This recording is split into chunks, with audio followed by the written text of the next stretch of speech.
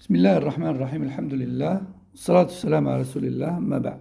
Nous allons parler dans ce nouveau numéro de l'interdiction de passer entre un prière et sa sutra, ainsi que la manière de laquelle le prieur doit agir vis-à-vis d'une telle personne. En effet, il n'est pas permis de passer devant le prieur et sa sutra, s'il en a une. À défaut de quoi, entre parenthèses, on passe derrière le lieu de son sujoud.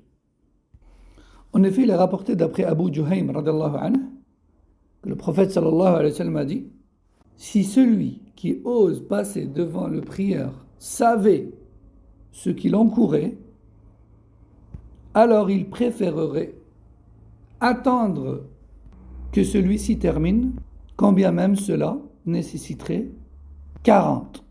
Le rapporteur a dit, je ne me souviens pas s'il a dit 40 jours ou 40 mois ou 40 années. Rapporté par le Bukhari 510 et Muslim 507. Donc cela prouve clairement que le passage entre le prieur et sa sutra, ou entre le prieur et son point de prosternation, engendre péché et grande menace, comme l'a dit l'imam al-Nawawi dans son explication de Muslim.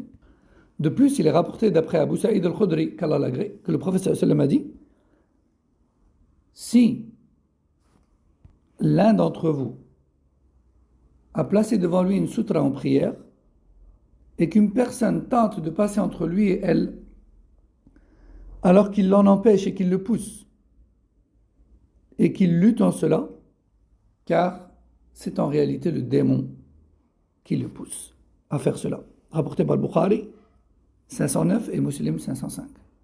De plus, il y a consensus là-dessus, comme rapporté par Ibn Hazm dans Maratib al-Ijma'. Ensuite, entre parenthèses, il faut savoir qu'il y a une divergence entre les savants sur l'application ou non de ce jugement-là dans la mosquée sacrée de la Mecque. Certains considèrent que la mosquée de la Mecque est une exception et qu'elle ne contient pas cette interdiction, et d'autres ne font pas de différence, et ce à cause de certains textes rapportés dans ce sujet. Mais je ne compte pas m'attarder là-dessus ici même, car le but étant de faire des podcasts courts, simples et utiles dans la vie de tous les jours. Qu'en est-il à présent de la personne qui passe devant nous, mais qui est loin de notre portée, qui n'est pas à portée de main? Eh bien, les ulama disent qu'il n'est pas nécessaire de faire un pas en avant afin de l'empêcher de passer. Et un consensus a été rapporté là-dessus par Ibn Abd al-Barr dans Al-Istidhkar, ainsi qu'Ibn Battal dans l'explication de Bukhari, et enfin Nawawi dans son explication de Muslim. Ceci concernait donc le passage de quiconque entre nous et notre sutra, ou bien entre nous et notre point de prosternation. هذا والله أعلم وصلى الله وسلم على نبينا محمد وعلى آله وصحبه والسلام عليكم ورحمة الله وبركاته.